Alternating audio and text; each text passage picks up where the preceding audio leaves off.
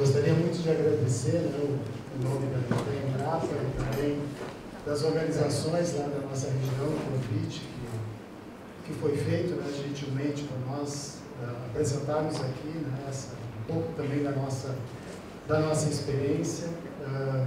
Agradecer a Cecília que traduziu aqui a apresentação, um trabalho que eu deveria ter feito e que ela nos ajudou aqui. E também agradecer a receptividade do INTA, né, que é uma empresa, uma instituição irmã da Embrapa Clima Temperado e da Embrapa no Brasil. Bom, foi solicitado que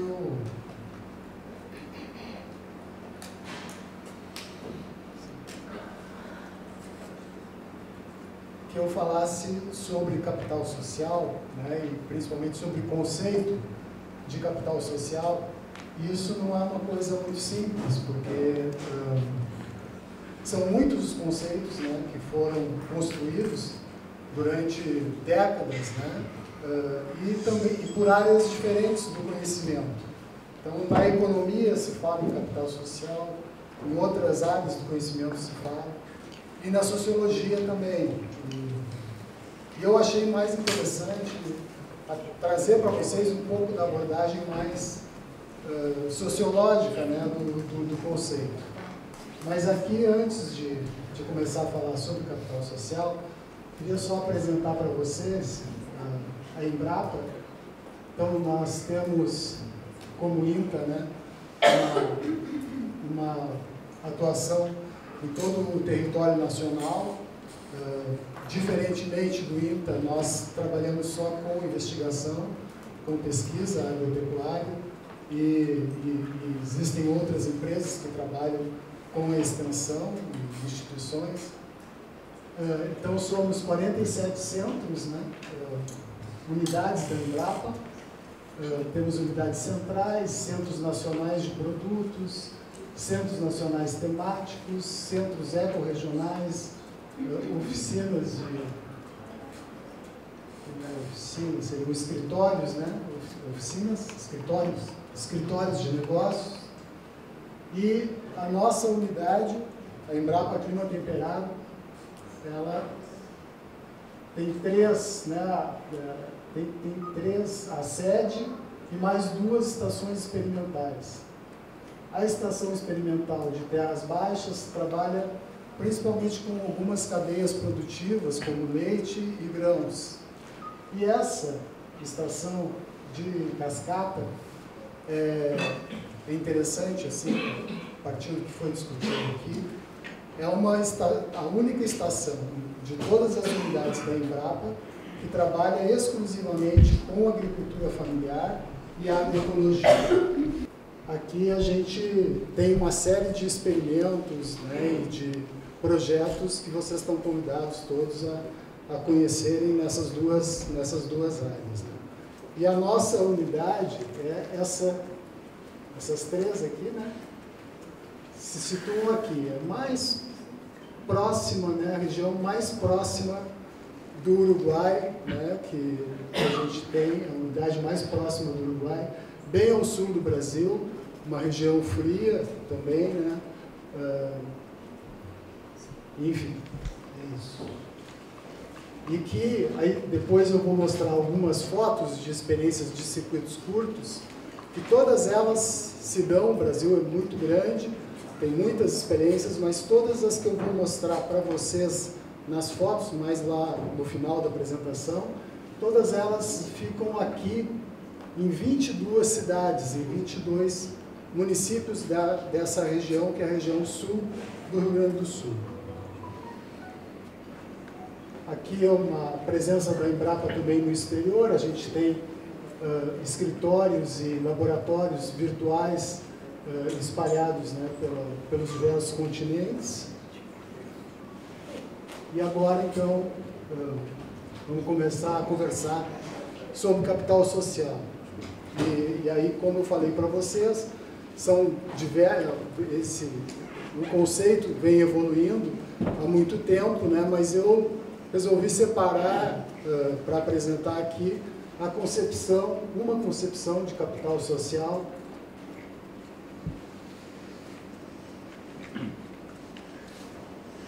que é mais, então, desenvolvida por esse autor, né? E que é uma concepção que trabalha, né? Que expande um pouco, né? Aquele conceito de capital que normalmente foi construído, né? Desde Adam Smith, Marx, que se pensa em capital como dinheiro, né? Somente como recurso, né? Financeiro. E essa teoria aqui, essa concepção, essa abordagem, ela expande um pouco o que seja o capital. Então, além do capital econômico, né, que é o que a gente conhece, assim, financeiro, também existe um capital cultural, que é basicamente construído a partir da relação das pessoas com as suas famílias e também a partir da educação. Então, tudo aquilo que a gente vai acumulando, né, durante a vida, do ponto de vista cultural, né, o acesso que a gente tem, que as pessoas têm à cultura, a ver um filme, a ler um livro, tudo isso vai se agregando, né, neste capital cultural. O capital simbólico é o reconhecimento que os outros atores têm do capital que cada um de nós tem, das relações que cada um de nós constrói, né? E antes de falar no capital social, que é no próximo slide, eu gostaria de falar primeiro dessa possibilidade da conversão de um capital em outro. Então, se eu tenho dinheiro, né, se eu tenho capital econômico, eu vou ter mais acesso a bens culturais, então eu converto esse capital que é econômico em capital cultural. Se eu tenho capital social, depois a gente vai ver também o conceito, eu posso converter em capital econômico e assim por diante, né? E um segundo conceito interessante também, né, desse autor é essa ideia de campo, né? Então o campo seria, né, uma parte da sociedade, né, que é autônoma, né, tem uma autonomia relativa com relação ao todo, né? Então, no campo econômico, nós encontramos subcampos, né? Então, no campo econômico tem também lá dentro o campo da agropecuária e da agricultura, e dentro desse campo também a agricultura familiar, né? Que é o objeto aqui, né, do nosso debate.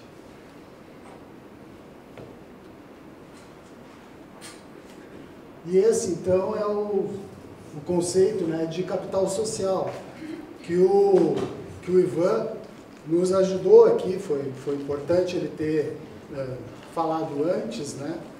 Nos trouxe bons exemplos, né?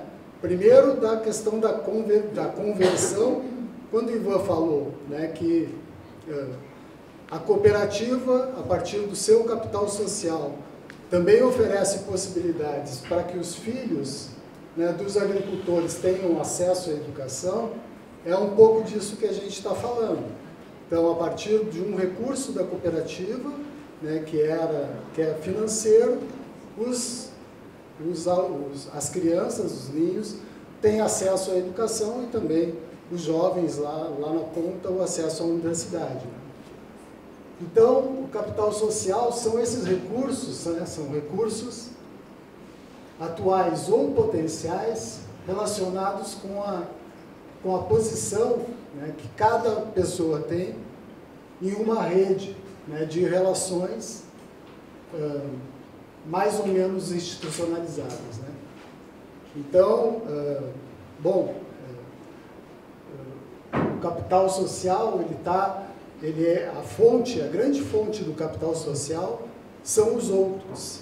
E acho que isso hoje de manhã a gente teve aqui dezenas de exemplos, né, de como se constrói o capital social e de onde saem as fontes, né, quais são as fontes de um capital social, né, que baseia-se basicamente na troca, né, que existe entre as pessoas a partir das suas relações.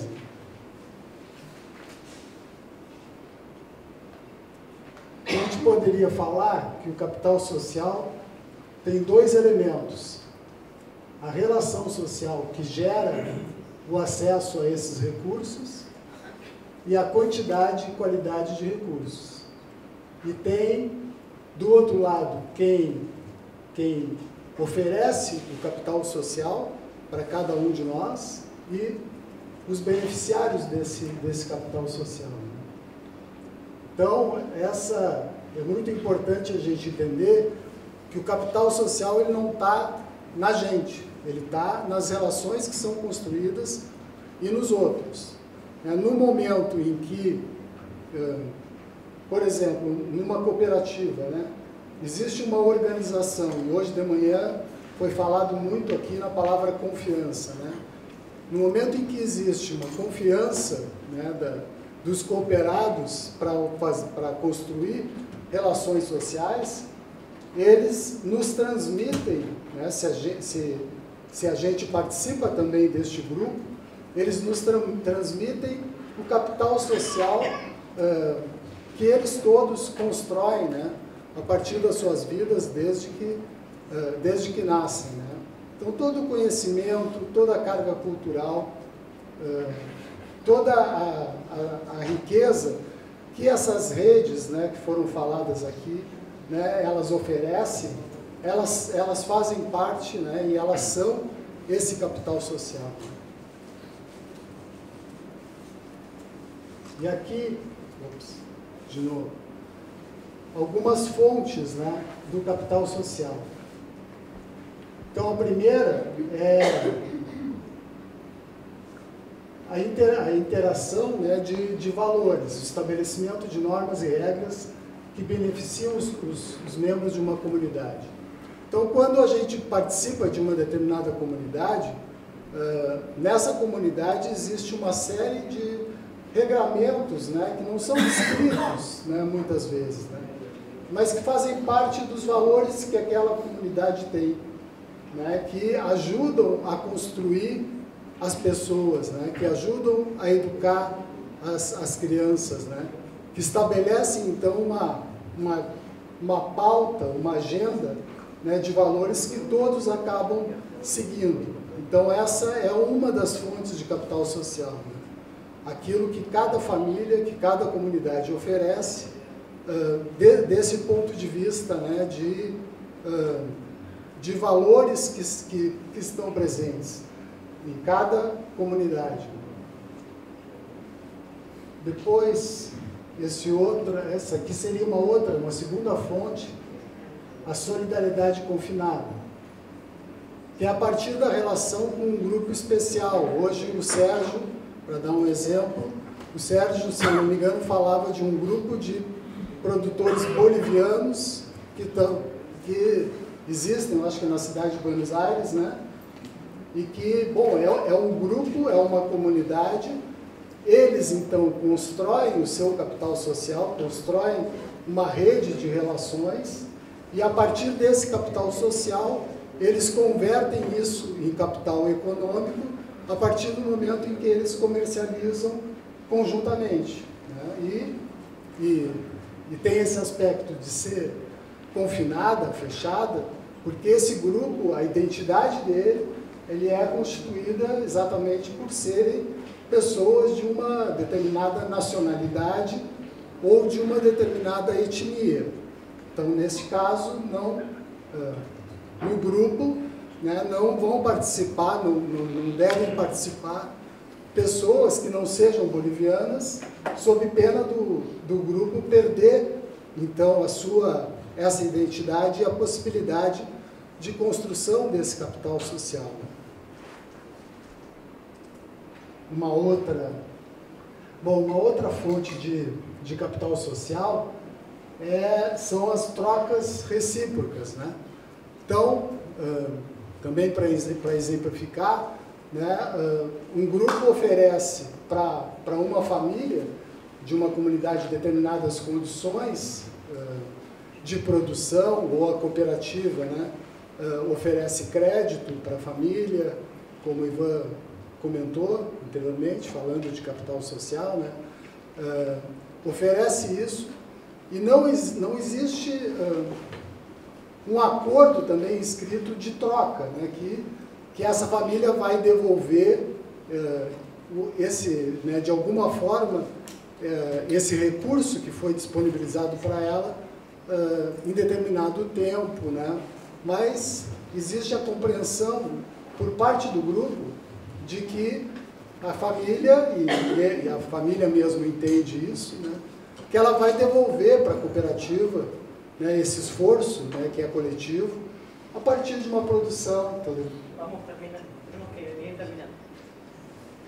A partir então de uma produção cuidadosa, carinhosa, né, do que é feito, né, em cada uma dessas famílias, né. Ou um outro exemplo, em determinados congressos, né, nacionais, não vou falar, não vou dar um exemplo de nenhum deles, mas quando um deputado, né, protege, né, um deputado corrupto protege um outro deputado corrupto, ele espera de alguma forma que lá adiante ele também seja protegido, né? Então isso é uma troca, né, um intercâmbio de reciprocidade. E uma última fonte seria a confiança exigível, né?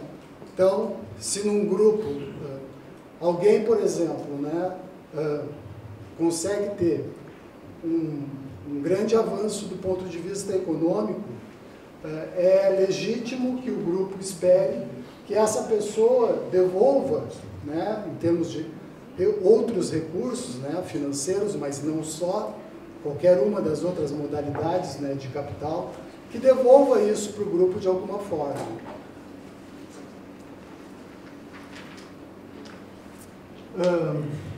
Tentando ser rápido, no entanto, tem alguns aspectos que são negativos, né?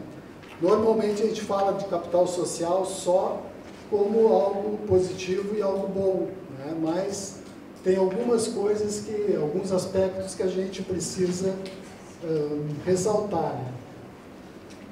Um deles é essa questão da exclusão de quem não é membro. Isso principalmente para quem maneja políticas públicas, né, é algo importante. É claro que é importante a gente reconhecer a identidade de um determinado grupo, né, de fortalecer quem participa e quem organizou, talvez, aquele grupo desde o começo, mas é um risco, né, que existe de não se permitir o ingresso, né, de quem está fora, né, de quem não participa, né, deste grupo, né? Isso é uma questão importante, porque o capital social ele pode ser gerado, né, num campo da agricultura familiar, mas ele também pode ser gerado no campo do agronegócio, por exemplo, né? E aí as normas, né, como também foi dito aqui hoje de manhã, a partir dos interesses de um grupo com mais poder econômico e social, né, a legislação e as normas podem ser construídas para inviabilizar, né, ou promover a exclusão, né, de pessoas às políticas públicas. Uma outra questão é essa exigência excessiva dos membros do grupo. Às vezes o grupo acaba, com relação a algumas pessoas especificamente, né, exigindo demais essa reciprocidade, né, que foi falado lá atrás, e que é uma reciprocidade também, como eu disse, ela tem um acordo, mas é um acordo que não é escrito, é um acordo verbal, é um acordo das relações, né? E às vezes é feita essa exigência em um momento em que a pessoa não pode, não consegue fazer essa reciprocidade. Aqui, restrições à liberdade individual também é uma questão, e normas de nivelação descendente. Existem grupos que se organizam muito e que constroem a sua identidade a partir de uma situação de precariedade, né, de grande dificuldade. E aquilo acaba construindo, né, e sendo assimilado como uma identidade daquele grupo. Então, se pessoas começam a ascender, né, neste grupo que acaba se organizando a partir das dificuldades e da precariedade, se alguns começam a se destacar, pode ocorrer também essa questão, esse problema de acabar sendo excluído do grupo. As conclusões, então, estão aqui. O conceito, né, que pese esses problemas, ele é um conceito importante, né, como a gente viu durante todo o dia de hoje, né? Não é um remédio, né? Às vezes se fala em capital social, procurando comparar situações de países ou de grandes regiões, né? E aí se diz que determinada região tem um desenvolvimento menor do que outra porque não tem capital social, né? Ou tem um baixo nível de capital social. Isso é uma questão que a gente tem que pensar, porque o conceito, né, principalmente do ponto de vista sociológico, ele não é construído para fazer esse tipo de extrapolação, né, a nível de país ou de grandes regiões.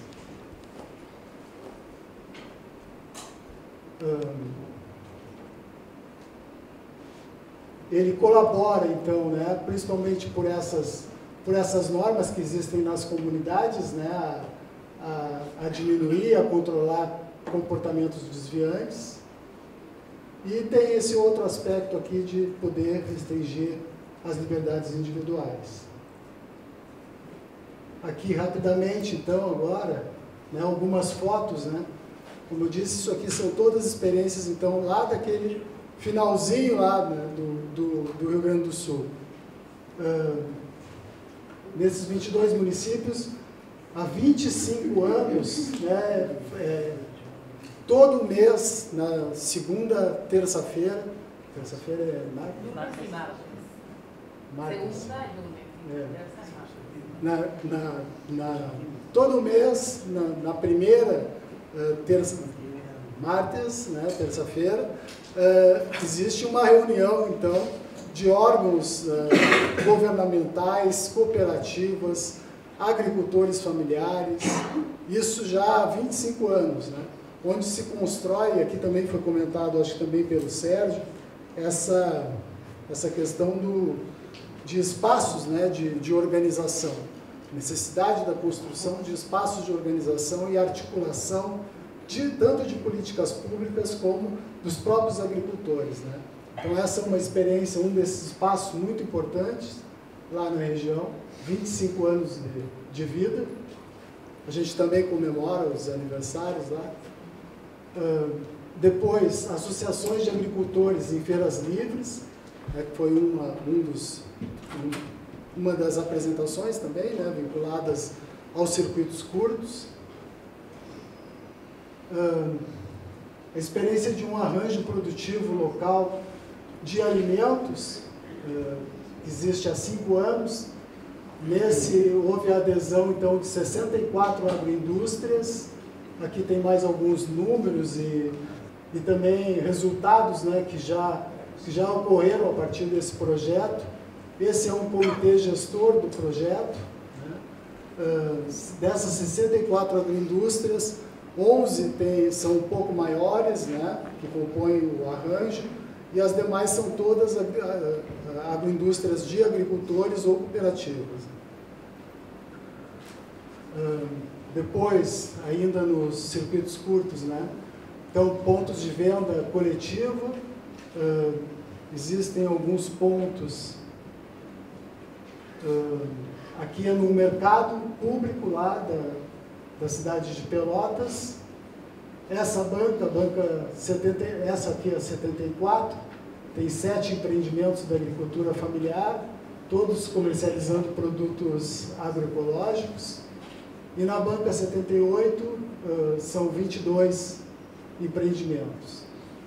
Aqui uma outra modalidade de ponto de venda, que são pontos de venda na beira das estradas, né? Essa é a Casa da Pimenta, 10 agroindústrias e 30 famílias.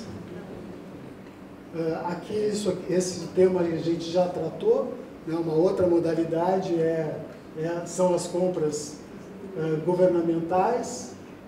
Também nesses municípios tem uma rede, então, de 6 cooperativas que fornecem os alimentos para as compras institucionais.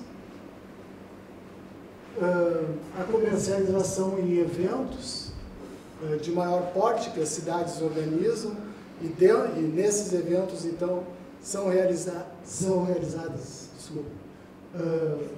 feiras da agricultura familiar. Neste evento aqui, no último ano, foram, agora em junho, 52 empreendimentos participaram lá da feira. Se comercializou em poucos dias cerca de 500 mil reais, meio milhão de reais. Aqui uma feira virtual também que nós temos lá na cidade. Então, aqui existe essa aproximação, né, entre os produtores e os consumidores. Os produtores ofertam, né, os seus produtos mensalmente, no início da semana. Os consumidores fazem as suas cestas, né, organizam suas cestas. E no sábado, no final da semana, os produtores e os consumidores se reúnem no mesmo espaço, conversam sobre a produção, os consumidores pegam a sua cesta, dividem as dificuldades, né, que os agricultores têm. E aqui eu acho que uma última, hoje também de manhã, foi comentada, né, essa questão dos roteiros turísticos, né, e a aproximação da agricultura familiar a partir da venda direta nesses roteiros. Então, temos lá 2 roteiros que são de turismo rural, todos eles, então, com empreendimentos e com a comercialização direta da agricultura familiar. As cooperativas, acho que essa é a última lâmina. Algumas cooperativas lá da região. Essa é a união das associações de Canguçu e a Cooperativa União. 45 associações e 178 famílias, somente no município. O Mário participa dessas 2 instituições. Aqui é uma rodada de negócios, né, que foi organizada lá, aproximando, então, os agricultores com a rede hoteleira, hotéis e restaurantes da região. Uma cooperativa, a Copap, está aqui, o representante, o seu Gustavo, são 49 famílias. A Copamb é uma agroindústria, uma cooperativa de produtos, como é que fala? Minimamente processados, congelados. A Copar é uma das maiores cooperativas da região, com 4.000 famílias, tem 2 unidades industriais. E um pouco do objetivo disso tudo é essa ideia aí, né, da gente colocar comida boa na mesa das pessoas, né, uma alimentação saudável, garantir a segurança alimentar, enfim, tudo que foi comentado aqui de manhã como objetivo das instituições de vocês, nós também nos aproximamos muito dessa ideia. E graças.